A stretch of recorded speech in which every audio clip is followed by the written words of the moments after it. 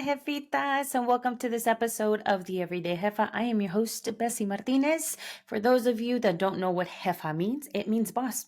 Why? Because we are the bosses of our own lives, whether it's in our personal lives, or in our business, entrepreneurship journey, our corporate, life, our 9 to 5, whatever it is. We are making real big bad moves as bosses of our own lives. We're taking action, we're taking control, and we are executing every single day. So it's not easy when you're your own boss, which is why I wanted to actually do this episode alone. Kind of wanted to talk to you all about what it looks like and what it sounds like to be able to speak all of the things into existence for what you want in your life. So talk about goal setting. We've all started the year off by wanting or thinking about doing a vision board. So, if you don't know what that is, it's literally putting all of the ideas that you have onto a piece of paper. It could be a journal, it could be an actual large board. Mine this year was actually like a 26 by 32. It was like a really massive board.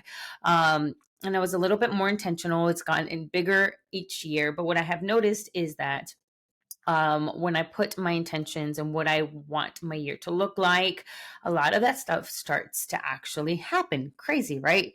Not so crazy because, to be honest, in reality, when we start to focus on our goals and we actually start to embrace what those goals look like in what real time feels like, those goals actually are very achievable. So, today's episode is all about saying yes to your goals and speaking success into existence. That, I think, is something that a lot of us struggle. I know I did. I know I still do. Sometimes when I, reach a milestone or I reach something super small, like signing an agreement with a potential sponsor, or connecting with somebody, or being asked to go speak somewhere, those are a lot of those are my goals. And sometimes I don't really, I think about them more as like, well, that's what I wanted to achieve. So now that I've achieved it, of course, on to the next. But what we don't realize is that we're not giving ourselves the opportunity to really own it. It's almost as if it's a bad thing to say, hey, I was able to do this, or hey, these are all of the goals and achievements that I have accomplished through time. So I wanted to talk about a couple of things today. So again, thank you so much for joining and listening into this episode.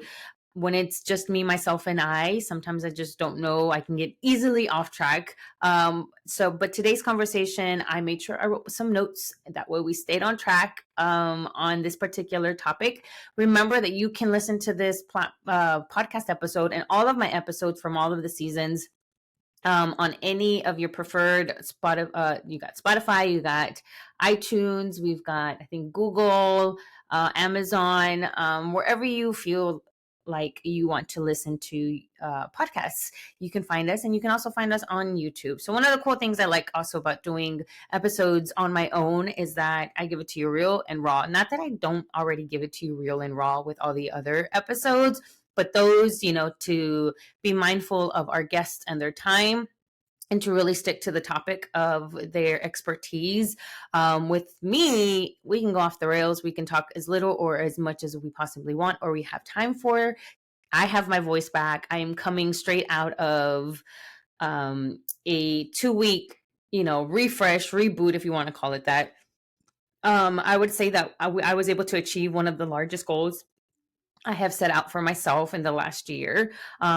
If you did not know, we are an Austin based podcast. I started this platform, the Everyday Jefa, a little over a year ago with the intentions of being able to continue supporting Latina women, specifically in areas of entrepreneurship and leadership, which is why it's called the Everyday Jefa. Jefa's a boss, but we're still bosses of our own lives, regardless what it is that we're doing.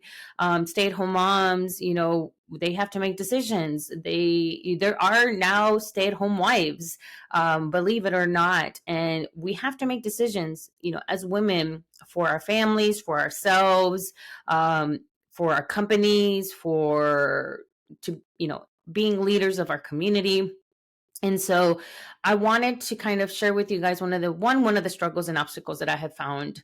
I have time and time again put myself through, but each time I always come out learning something different. So I kind of wanted to share you a little bit more about my journey, and how I have implemented things that have kind of helped me and guided me to get to where I am now. And one of those things is saying yes to my goals. So like I was saying, at the beginning of the year, or sometimes even at the end of the year, we start to sit back and we start to reflect on the things that we want to see for the upcoming year, calendar year, which is January to December, and all the things that we probably didn't get to accomplish, and maybe we start to think about why, and unfortunately, we start to go down a rabbit hole as to what we coulda, shoulda, would have done better, right? The thing is that we don't take time to say thank you for actually even surviving the year, to making it through the year, because each year is different than the year before. We might be doing the same stuff, we might be around the same people, we may not, all of that may change as well, but each year things change, we grow. Even if we've learned one thing throughout, 365, 64, whatever, depending if it's leap year or not, um we still grow. The things that we go through still allow us the opportunity to grow. So gratitude is number one, is how I like to not just start my day, but I really think that by being grateful every single day for just even being alive. Some people go to sleep and then they don't wake up the following day. you know it's hard. I get it. Life is not always going to show us a sunny day. There are going to be cloudy moments. There's going to be pouring storms. There are going to be, depending on what side of the world you live on, you are going to capture tornadoes, hurricanes, mudslides, all of those natural forces. But what it does is it teaches us, that we are stronger than we give ourselves credit for. If you think back on a time where you're like, I don't know how I'm going to get through this. I don't know how I'm going to figure this thing out. Dear baby Jesus or universe or, whatever, how am I going to get on the other side? And then when you do want to get on the other side, we completely forget that feeling of what it was like to go through the trenches. And what we don't also sometimes acknowledge is the fact that we made it through the trenches, and how grateful, because when we came out on the other side, we learned something about ourselves. We learned maybe patience, or maybe we learned a new skill set, to get us through those trenches. And so when it comes to goal setting, we just write out a list. I don't like to call we have list one maybe every single day. So daily lists, and then there's the overall goals of the year or the month or the week. um and so when we write out these goals, we just sometimes we have a habit of looking at them as a way of things that we have to do. And I like to change it and say these are things I get to do, because like I said, we get to do these things. They're not necessarily because they are, life is maybe rough for some of us, but we still get to experience the trials and tribulations of what life has to offer. Um, and so when you set the goals, what you're doing is you're basically setting an intention. What is an intention? Well, if you break down the word intent, what do you intend to do with this thing? If I were to give you a car, what do you intend to do with the car? Well, if you know how to drive, you're gonna hop on that, driver's seat. You're gonna turn in the key or push that button, start, and you're gonna drive. That is your intention. That is exactly what it is. With your goals, you're intending to do something. And all it is that the goal is the bigger picture. So, what are you going to intend to do to get to that goal? You intend to, and you can break them down if you'd like. If your goal for this year has been to be, to eat healthier. So, what are you going to intend to do? You're going to intend to look at how you eat on a daily basis and modify it, right? You intend to leave your goal is to leave 9 to 5, your 9 to 5, and start your own business maybe. So what do you intend to do? You intend to set up a plan that's going to help you sustain yourself until you hit your maybe 1 year mark, 2 year mark, whatever it is. So you start looking out for grants. You start applying, for, workshops or accelerator programs that are going to give you all of the knowledge and skill sets, and even sometimes funding that you need in order to sustain yourself for the amount of time, a lot of time that you've given yourself. That's your goal, so that you can leave your 9 to 5. I can tell you that for myself, I did not give myself a timeline, which I highly recommend you should. I did leave my 9 to 5, but I also knew what I was already walking in, because it wasn't like I was starting from scratch.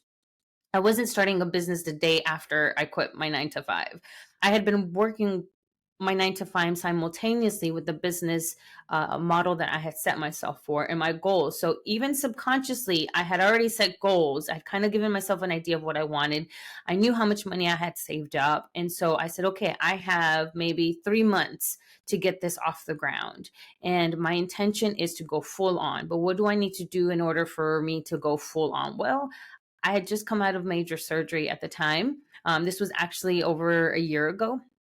I left corporate America for good back in 20 just October. It was actually Halloween of 22, and also it's almost 2 years coming up this year. And I had just had major surgery. What I mean major surgeries for myself, I had been struggling with endometriosis for about 5 years, and by the time um, I made the decision that I was going to leave my 9 to 5, I had also been told that I had stage 4 endometriosis, which the next level after that would be uterus cancer, ovarian cancer. My mother had it, so it was in my gene pool. So in order for me to save myself from that next step, I decided to go ahead and have a hysterectomy. I have two beautiful boys, teenage boys, and as much as I wanted to have more children, I knew also that my health was more important than anything, because I had a lot of goals that I wanted to achieve. I still do. I still have so many things I want to do, that whatever I could do for myself and for my health, and for my children, to be there for my children and see them grow up. I had to make this decision. So we had the surgery, and then I had the surgery actually 2 days right after my last day of work. And I said, okay, if I'm going to achieve these goals for the following year, I have to start healing from the inside out, like literally and figuratively. Literally, because of course I just had surgery. So from the inside, my insides were taken out. So I needed to rest because I had major surgery, abdominal surgery. I had puncture wounds, were all of the machines and stuff like that in order to remove my uterus. And so I had to heal. I couldn't drive. I couldn't really get out of bed. It caused a lot of pain. But that was the beginning of my progress. And my goal was to be able to go 200% in everything that I was wanted to set out for the following year. And so 2 weeks went by, and with both of my kids, I had C-sections. And so that is abdominal recovery work. I wasn't gifted the opportunity to have natural births due to, of course, health reasons. But that was just the journey that I was placed on. So this didn't seem and feel any different after I gave myself 2 weeks. After 2 weeks, I ventured out of the house, and I went in and attended a friend of mine's event. And of course, everybody's looking at you like, what are you doing? You just had major surgery. You're out and about. For me, that was a personal goal, to be able to see how my body would react. Because I knew that staying in bed, yes, I'd continue to heal and rest, but I also would not know what my body needed if I didn't put it in certain situations that made me feel love, because I love supporting my friends. I love supporting them in everything that they do. I love watching them grow and blossom in their own right. So I went to this event and I walked around, and of course my body's still, recovering. So if I needed a break, I sat down, I took a deep breath, and, I was there for maybe a couple of hours. And then I said, okay, it's time for me to go. I've exhausted my body. But I did it, and I was proud of myself. And I said, it was, a milestone for me, going from, three things happening at once, leaving my corporate job, having my surgery, coming out of recovering and attending my first event was actually more of a personal goal for myself, because I realized that I've always been go, go, go. I had never really given myself the opportunity to learn and be okay with resting. We're so much in that mindset of the hustle mentality that if I'm not doing something, I'm not working towards my dreams and my goals. When, as a matter of fact, when you do rest, you're actually still working towards your dreams and your goals, because what you're doing is you're giving your lifespan enough time to do the things that it wants to do. Because I am a firm believer that our bodies, mind, body, spirit, however you want to put it, our vessels are really, you need to fuel them, you need to feed into them in order for them to be able to accomplish the things that you want to. Nothing really happens without you. Your dreams and your goals don't happen. One of your goals is to buy a house. Well, guess what? To buy a house, you need the money, to work, whether it's your 9 to 5 or it's through your business. If you're not functioning yourself, none of that is going to function either, and none of that is going to happen either. So you need to take care of yourself, which is why we speak a lot about mental health. We talk about physical health. What we don't talk as much about is spiritual health, and that can be religion, or that can just be spiritually feeling. We talk about energies. We talk about being into spaces where people want to steal your energy, when honestly it needs to be for you because of what you've got going on. A lot of us have so much energy to give, and we can give, give, give, but what happens when we don't get that in return? It's like, a car running on empty gas. The car will only go so far, and eventually it'll stop. Your body's the same way. Your spirit, your soul, your heart, your liver, your all of the organs that function inside of your body are part of you being able to achieve your goals. So look at it that way. It's more of a perspective situation than really anything. It's, learning to say, guess what? Today I don't feel like doing anything. And that is okay. Just because I don't feel like doing anything and I don't feel like working or jumping on my computer. I know sometimes for those that are 9 to 5, that's a little bit of a struggle. But one way or another, you figure it out. Like, you work maybe your 9 to 5, and the rest of the day you don't do anything. You order in. You don't cook for your family. You tell your family, you know what? I'm tired. Can we just order in, or let's go out to eat if that's something in your budget? But knowing that whatever you're feeling is because that's your body, and you're probably even your future self telling you that this is something that you need. And so for me, that was a huge milestone, was to be able to not say I have to be consistently working in order for me to be, because now I'm on my own. Now I'm dependent on my savings to get me through the next couple of months, so that I can launch this thing officially and really hit the ground running. But at the same time, telling myself none of that's going to happen if I don't take care of myself first. So a couple of things that I wanted to kind of go through as we are talking about speaking success into existence and honoring and saying yes to our goals is, one, like I mentioned, the power of positive affirmations, visualizing your success, overcoming self doubt and limiting beliefs, setting your intentions and taking action. Because one thing is setting your intentions and you just say you want to do it, but you don't do it, but actually doing the thing. And then celebrating your milestones and what it's like, a couple of things on how to be able to practice gratitude. So, in that just little short story that I shared with you, I already touched on a couple of things, but we're going to dive a little bit more into it. So kind of wanted to walk you guys through what we're going to be talking about today. So that way, if this isn't something for you, since this is something that you want to tap into today and you want to tap into it later on, you know what we're going to be talking about. So like I mentioned, the power of positive affirmations. So we can break that word down too if you'd like. So affirming, what does affirming mean? It's actually saying it out. Well, maybe not necessarily out loud. Could be in your head as well, but you are actually um, speaking your words and affirming that those are actual, like it is happening. Remember, your brain doesn't know if it isn't or isn't. You are the one telling your brain, this is how it's going to go. You are affirming that this is how it's going to be. This is how it goes. This is how you feel. So a couple of things that you might see floating through the internet and through other platforms is your daily affirmations. How do you start or end your day? You're affirming to yourself, and you're gravitating to those types of feelings or emotions or thoughts. So, one of the ones that I'm currently working on right now is my chakras. And we have 7 of them. We've got the crown, which is up here. Oh, excuse me. We've got the third eye, which is like right between your eyebrows. You got your throat, which, of course, obvious, right in, your throat area, your neck area, your heart, mid chest, high chest area, your solar plexus, which is a little bit underneath, kind of near your rib cage, right about your rib cage area, your sacral, your more of like your abdominal area, and then your root, which is further down. We're just gonna call it that, further down. But believe it or not, a lot of the ones we've heard are the I ams.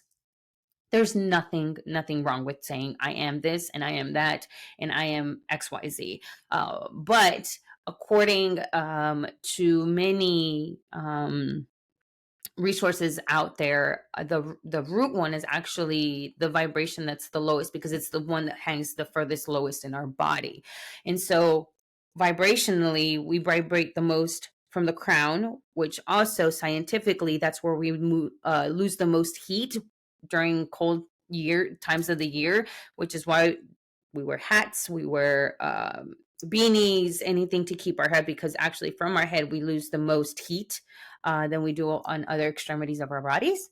And so that actually is also the highest vibrational point of your body. So I'm going to kind of break down a little bit of what I have learned when you're doing your affirmations through alignment of the chakras, because I do them every day. When I'm washing my hands, it's the first thing that I do, because of course I am a firm believer that everything I touch, I create into existence. That is just me.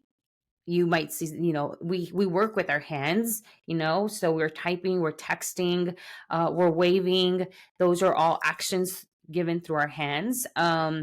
And so when I'm doing my chakra alignments, that's exactly what I go through. I go through the very top to the very bottom.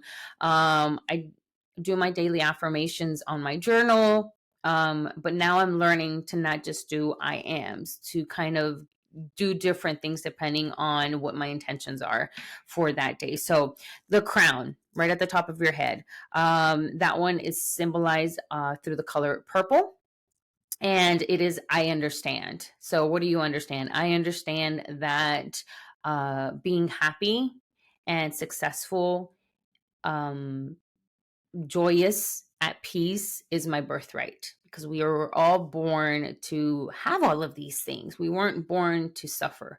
That wasn't the reality. We were born into circumstances, but when we were created, and we were in, our mother's wombs or a womb, we were being created to be a beautiful species, to come into this world to make the world a better place. Our circumstances may just be different, but we were never born with the intent of suffrage or scarcity, or pain.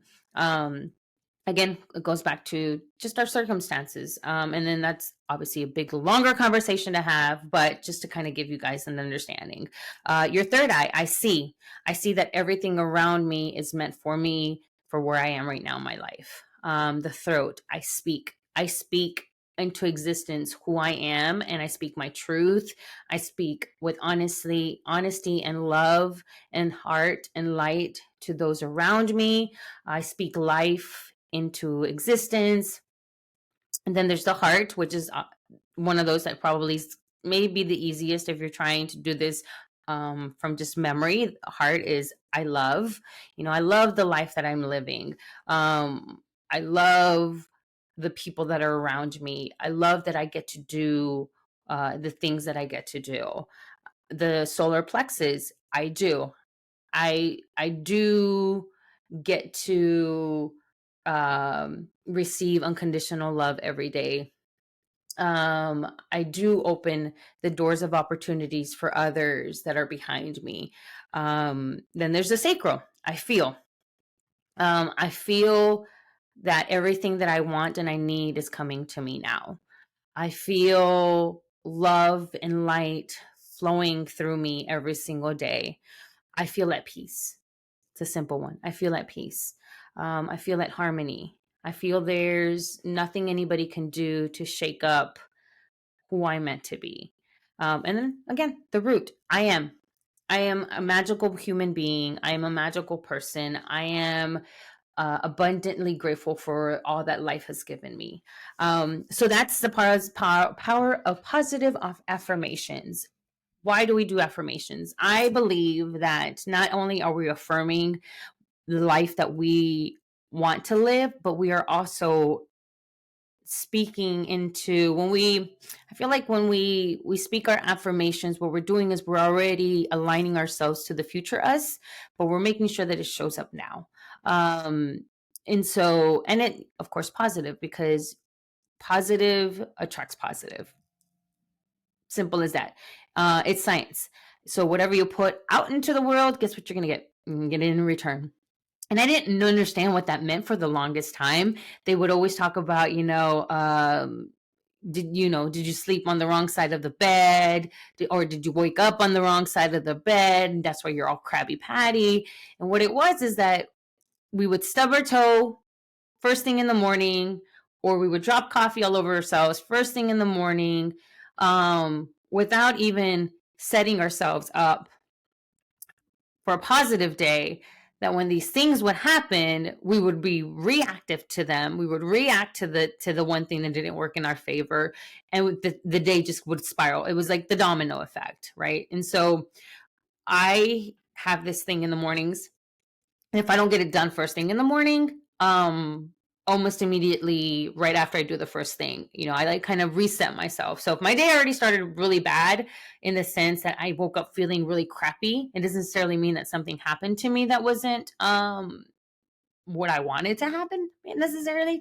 It could just be that I woke up really feeling crummy. Like I said, for over 5 years, I had endometriosis. But the thing about endometriosis is just because you have surgery to remove it doesn't mean it doesn't go away. It could definitely show up again. And so since my surgery has happened, my body doesn't realize that there are parts that are missing inside, because again, the body doesn't know that. The mind, it's all neurological. So I get these things, which they call them ghost pains. They're not ghost pains to me, because if they were ghost pains, they would not exist because a ghost. But I get these pains, whenever my body would typically go through a menstrual cycle, and I wake up feeling crummy. I feel like crap. And so I can only do so much for that. But in order for my mind not to allow me to start attracting all the things, negative things because of how I feel, I reset myself. How do I reset myself? I sit down for 5 minutes. I close my eyes. I literally put my timer on. I will take my ibuprofen because that's what's helped me the most. I will take my ibuprofen. I know it takes me about 30 minutes for it to kick in. I will, sit down on the floor. I will turn on some incense. I will turn on some meditative music. And for 5 minutes, I will start breathing in and out until I start to relax. Not to the point of falling asleep, but relax to the point where I'm like, okay, now I am in control of how I feel. And then I start my affirmations. Either I rely on my chakras, or I really start doing the things that I typically do, which is do my journal. I created a journal called Manifesting Mis Sueños, because I felt like I'd been writing this on like regular pieces of paper, but I felt like, I just wanted to have an actual something that I created, that I could share with other people, instead of just saying, "Hey, here's a handed piece of paper where I write notes so that you can follow on a daily." Don't take my word for it, but give it a shot and then let me know how it works. And it actually helped a couple of people. I know a couple of people that come to me and be like, "Man, for like 5 days straight, I wrote on there, I want to make over $100,000 a year." And after 5 days of doing that, guess what happened? I got an offer to make $105,000 a year at a new blah, blah, blah, or I had been writing in my journal that I wanted this, this, and this to happen. And then a few weeks later, guess what happened? It showed up. And so it brings me a lot of warmth to my heart to know that what I have been doing for myself is now out there for others to be able to do, because that was my intention. My goal was for others to be able to start seeing their true potential and their true gifts and talents, and how powerful writing and journaling and setting yourself up through affirmations can really do. I know there's so many people still out there that are skeptical about it. And my intention is never to change anybody's mind. My intention is that for those that feel like this is something that they are either curious about, or wanting to explore a little bit more of, or wanting to kind of have an additional resource for what they're already currently doing, that this is available to them. By all means, I was not taught in any of this stuff. This is really, I have self-taught myself. Is that even a word? You know what I mean. That it is things that have worked for me. Not everything that I do works for everybody else. That's not the point of our lives. The point of our lives is for us to live our lives according to us. But there will be things that are interconnected with others and or aligned with others. That includes the jobs that you accept, that includes the people that you work with or work for. There's an alignment. There's things that match up between you and the other person. But again, if you're not aligned to where you want to go, to where you want to be and how you want to feel, nothing is ever going to feel right in your life. I have met so many people growing up, especially because I was raised in a low income household, single mom raising 4 kids on her own, and living off of welfare and all kind, hand me downs, you name it, from the church and whatnot. That I have met a lot of people that are have been fortunate enough to not have very much wealth in their lives and be the happiest people. And I have met people that have been fortunate enough to have a lot of wealth in their life and they're very unhappy. So that's when I start to realize that money is not everything. Money, yes, is this form of resource. Money is what supports many of our ideas and the things that we want to do. But when I tell you I have bootstrapped a lot of what I have done and it has succeeded, and I have learned to give myself the credit of what that looks like and how that feels like, it really is ultimately what you make of it. If you can make something out of nothing, then when you do have something, can you imagine how further you can go? But that was because my goals were never to make money. My goals were something different, which leads me into visualization. Visualizing your success. What does that look like? Exactly what I just said. Let me say that again. What does it look like? It can be your life. It can be what you're currently doing. It can be whatever you choose it to be. The sky is literally the limit.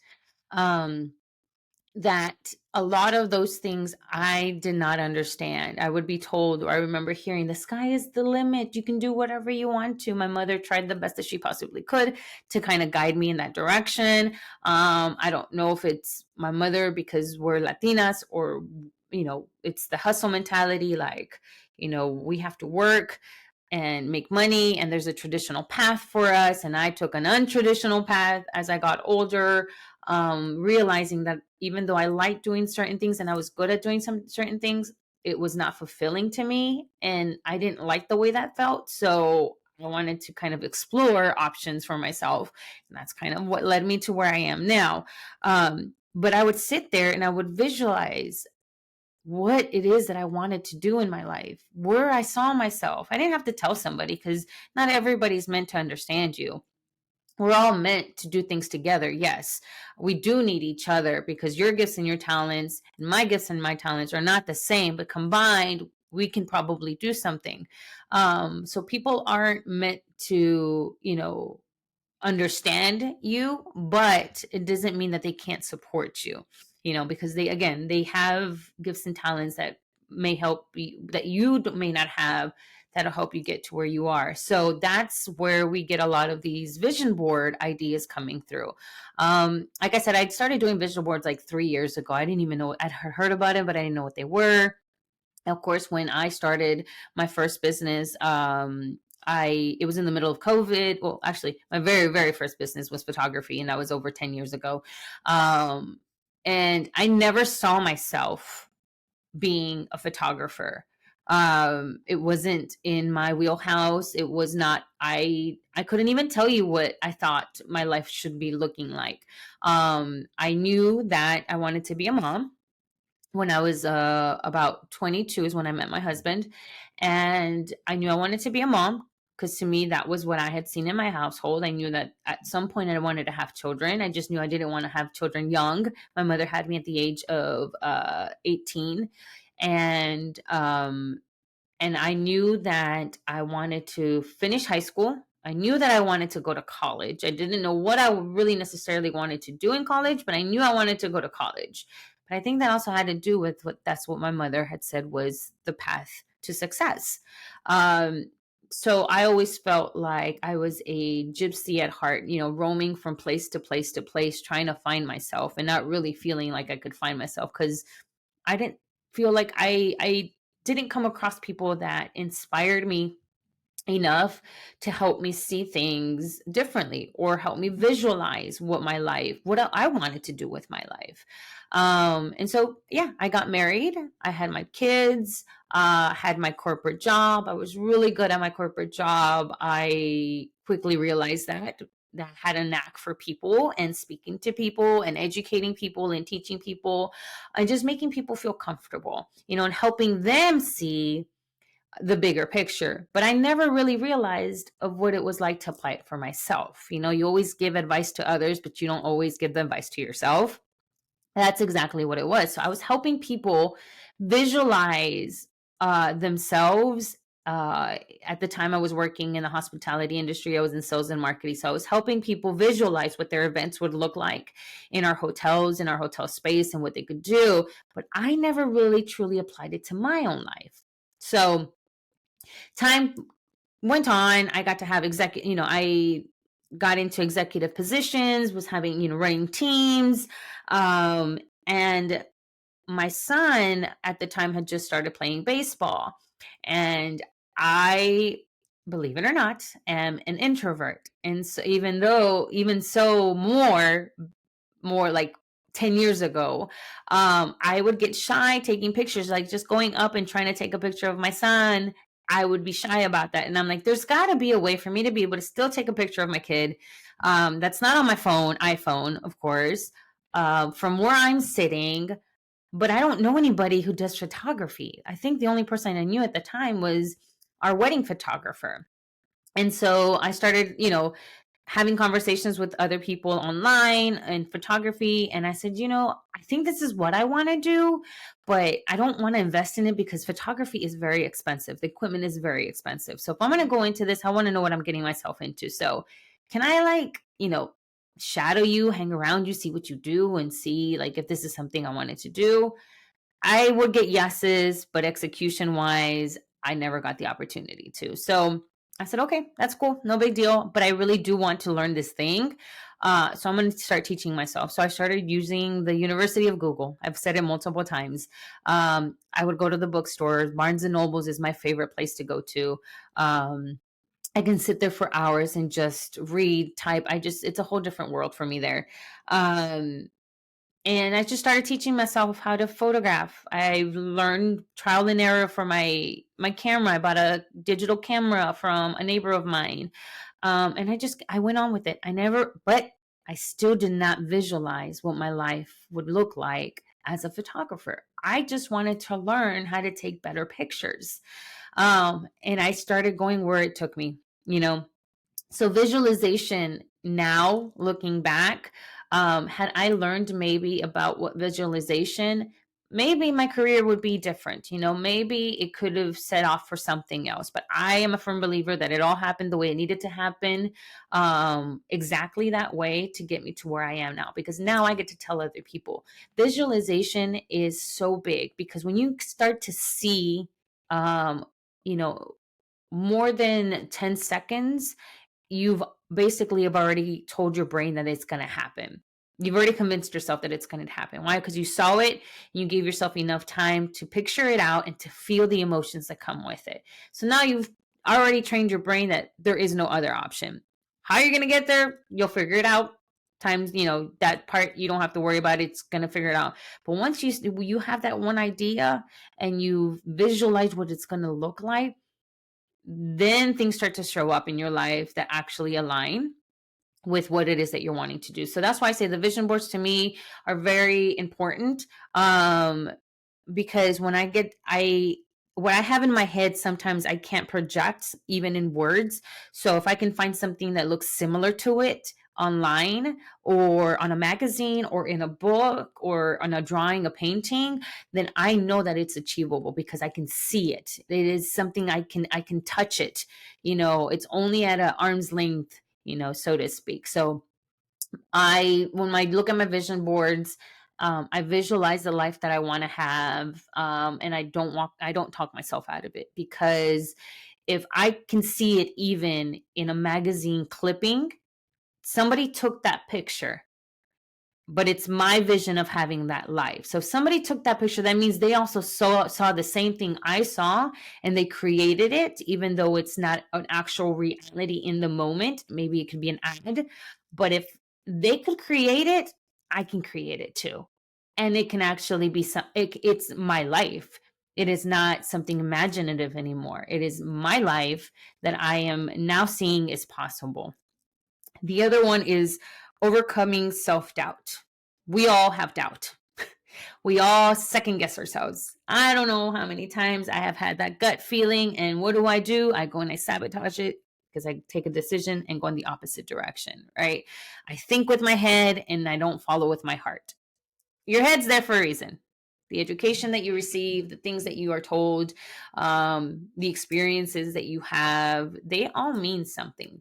But when it's going to go against what you're wanting to do, and if you're wanting to live a happy life and you're wanting to live a successful life, you can't doubt. I think I had heard somewhere that you can't have fear and faith in the same sentence, because if you have fear, then you don't have faith, and if you have faith, you can't have there's no room for fear.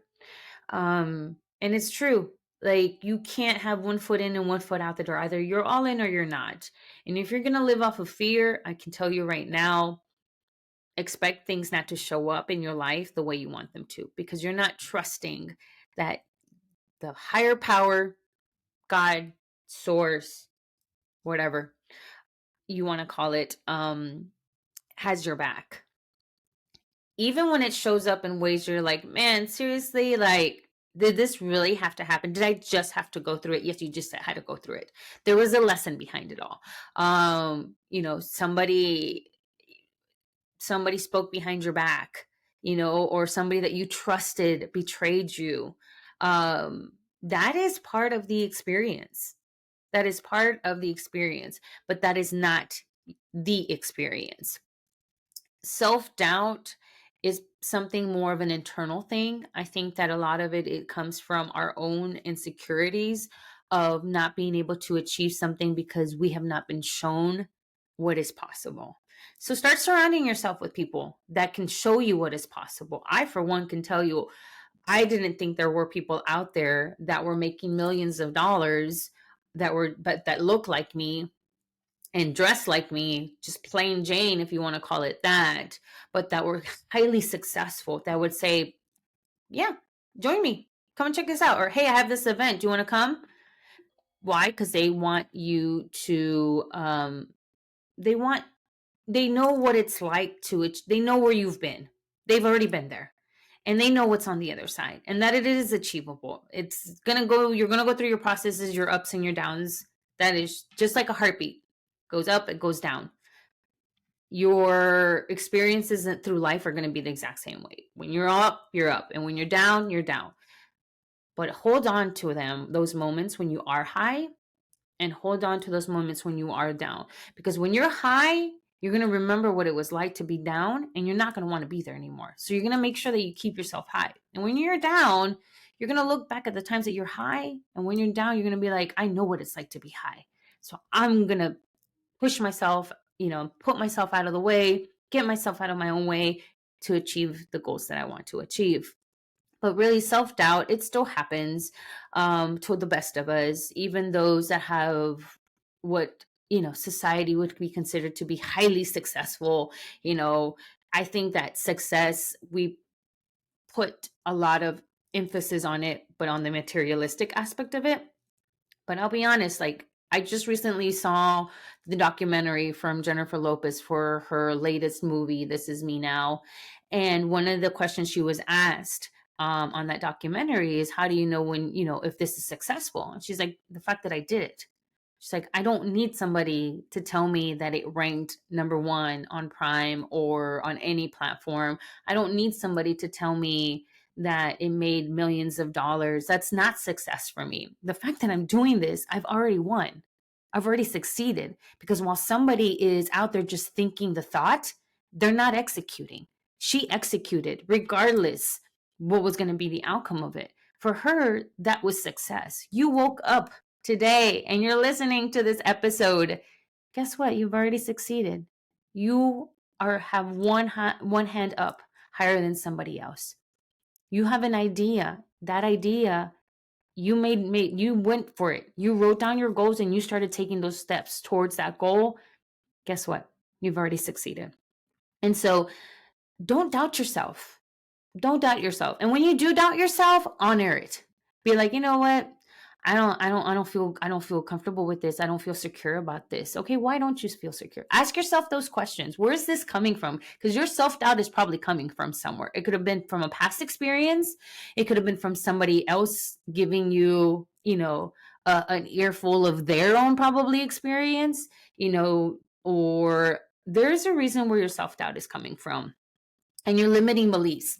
Is this something that you were told growing up? Is it the people that you're surrounding yourself with? Because I'll tell you what, who you surround with yourself with is what you become in every aspect: people, places, and things. So start surrounding yourself with things that are going to bring you up, not bring you down. Surround yourself of places that bring you up and don't bring you down. Start surrounding yourself with people that bring you up and don't bring you down. If they start provoking something in you that's making you second guess your own actions and your own thoughts, as much as you love them, they may not be the people for where you are right now in your life. And I'm going to tell you, it's hard to break up with people that you've been around with for so many. It's time to go. You are headed somewhere. And just like the car needs gas to make it to its final destination, you can't put too much luggage in a car because it'll start slowing down. People, places, and things are the exact same way. And when it comes to your limiting beliefs and your self-doubt, sometimes that comes from people, places, and things. So I don't want this to come across, really, be honest, as you're going to have to start purging. But these are things that you should start to think about, because when you're going up, you can't take everybody with you. And I can tell you that it has been the hardest lesson. I love everybody that I meet. I love everybody that I get to interact with. We may not always see eye to eye. We may not always be at each other's, the same frequency, but I have a journey to go through. And it's not being selfish, it's being selfless, because you have a purpose on this earth to do something.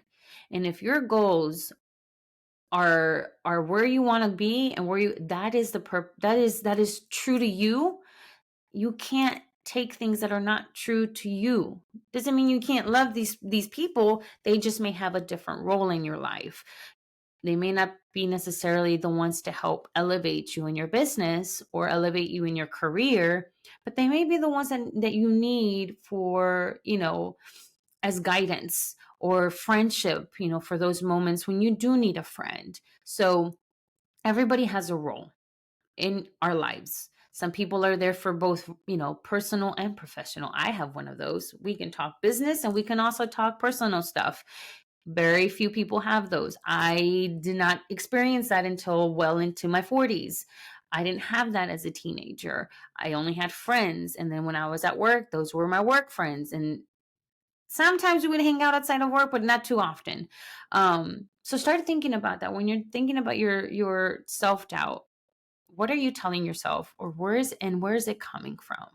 And start really evaluating, do your goals align up with your surroundings as well?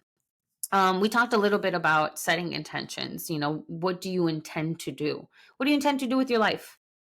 Okay, so start setting goals for it, and start, being intentional about it.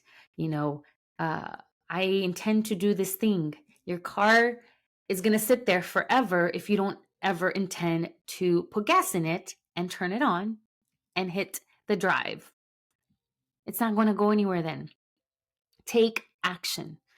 I think that's probably my downfall, as well as what I have in my corner. Is I'm an executor. When I have something in my mind, I have multiple ideas. So what I have done is I have burned myself out in the past by wanting to make all of these ideas become a reality, right? What I've learned is sometimes these ideas come up, but maybe they're not necessarily meant for me directly. Maybe they're meant for somebody in my circle or somebody near. So I will start writing down all of these ideas, right? Or maybe it's an idea that I don't necessarily need to implement now, but at some point it's going to come into play through my journey. I just have to listen to the cues that life's given me as to when to activate it. So I think there is something powerful in writing, because you take your thoughts, your ideas to paper, and now that you've put it, you kind of hold yourself accountable. You make your list, not necessarily as to like what I got to do first, second, and third, but more like here, I'm just sorting. You get 10,000 ideas like you have 10,000 thoughts going through your brain every single day. You cannot execute on every single thing that crosses your mind. It'll either get you in trouble or it'll burn you out. But in all of those thoughts, there are these nuggets, these gold nuggets, but you're not going to be able to know which one is which until you start writing them down. So start writing, set your intentions. Like, what are all of these ideas trying to, and sometimes it's just pieces to the bigger puzzle, right? All of your thoughts and your ideas are probably just little pieces to the bigger thing. So write them out, write them out, write them out, write them out. If they come to you every single day, write them on your phone, write them on a piece of paper. I know mine come to me sometimes when I least expect it, when I'm driving. I'm like, oh my, I can't pull over. But I grab my phone and I will make myself a note on saying this, and this, and this, or I will text message one of my team members and say, hey, remind me to do this, and this. That way I've already taken out the trash out of my brain. And now I allow space for all the things that I really do need to work. So once you've set yourself up with all of your ideas, what is it that you can implement right now? What's in front of you? Is this an idea that you're thinking for longevity, or is this an idea that you can execute right now? And how does it look in the overall picture of your goals?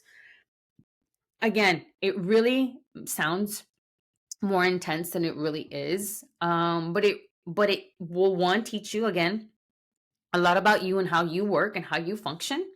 Two, it'll help you kind of coordinate where in what direction you're going. Personal, professional. Remember, your goals are your goals regardless what that is. It can be for your home life, it can be goals for yourself, it can be goals for your business, it can be, your goals are going to be however you want them to be and for whatever you want them to be. So when you set your intentions for your goals, it's exactly that. Your ideas come, you just put them down on paper. You say, okay, what do I intend to do with these ideas? What are the intentions of these ideas? Are they helping me reach my goal? Or are they something that are going to hold back my goals? And you start process of elimination, start scratching that stuff off. Once you figure it out, okay, these are the things that are going to help me get to the bigger picture. What do I need to do right now? It could be as simple as sending an email. It could be as simple as sitting down and actually not doing anything. watching TV, doing still things that you love to do, but still honoring that this is still part of the bigger picture. Take action. Don't just, we allow sometimes the fear of the outcome stop us from reaching our goals, because since we don't know what's going to happen, therefore we don't do. And honestly, when you don't care about what the outcome is, it's when the greatest things happen. It's when your goals and your ideas are achieved bigger and better than you could have ever imagined. So when you start to feel that self-doubt, and you start to feel like this is not you, this was not meant for you, or you're not the right person to execute. If the idea came to you, it's because you are the right person to execute. You were given that idea for a reason. I didn't get the idea. Your neighbor didn't get the idea. Your best friend didn't get the idea. You got the idea. You got the goal. You were given this image, whatever it was, in your little cabecita, because you were the right person to execute. So execute. And if you don't know how to execute, the first step is just asking. Ask. I always get asked that. How do you start a business? What's the first step of starting a business? You start. Yeah, but what do you start? You just start. You start writing. You start teaching. You start learning. You start asking. You just start. So start. Execute. Take action. So many people talk the talk but don't walk the walk.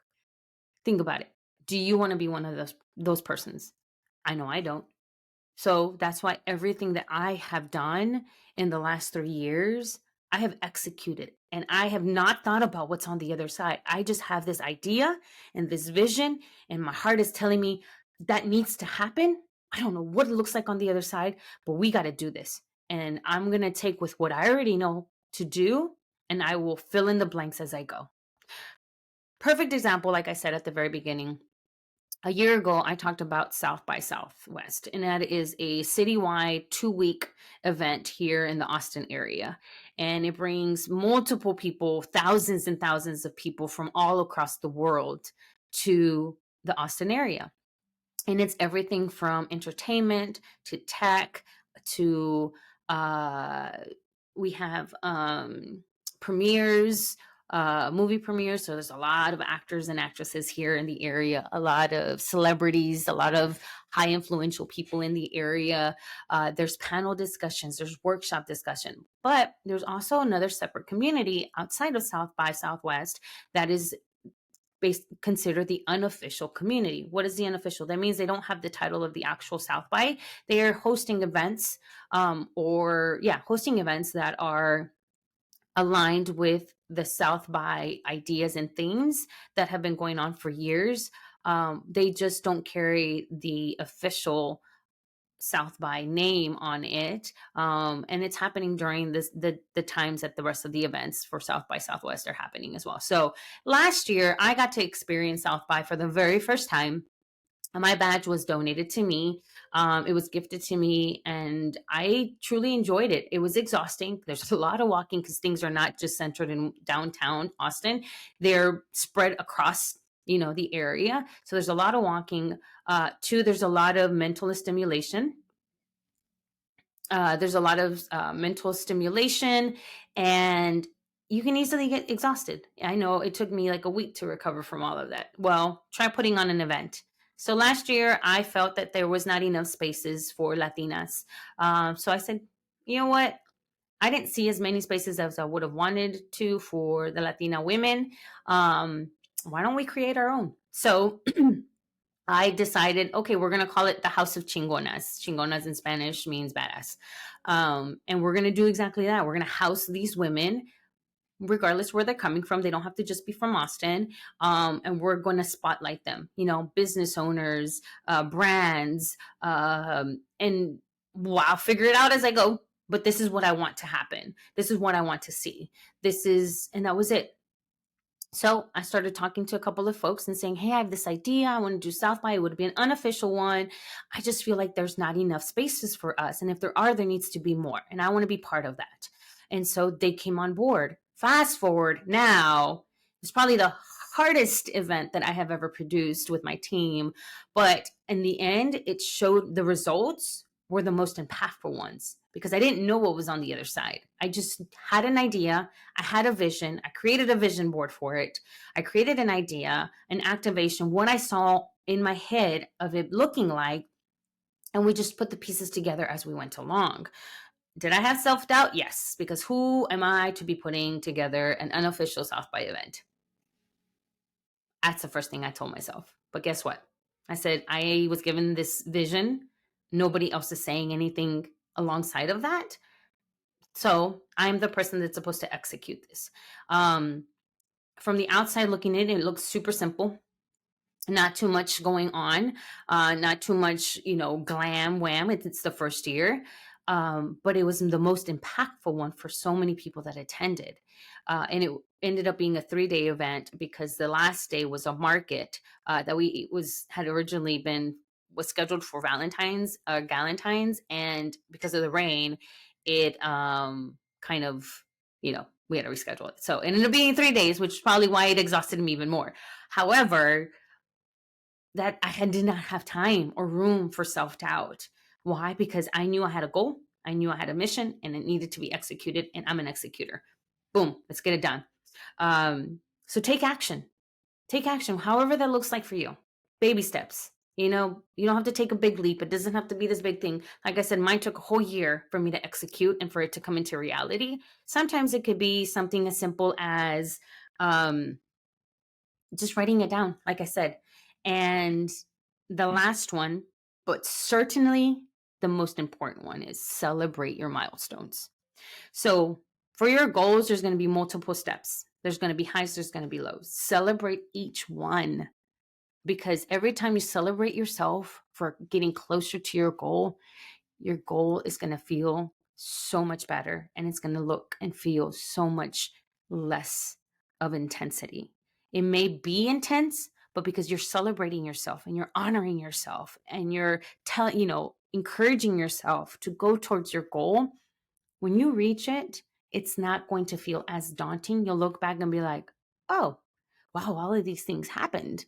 And that was pretty crazy because I loved every part of it, every step of the way. I loved it. I loved the good stuff and I loved the bad stuff. And I loved, you know, all of the things that came with it, the people that I met. I love the fact that I didn't have to do anything for a whole week. And because that's what I felt I wanted to do, like honor each and every part of the process.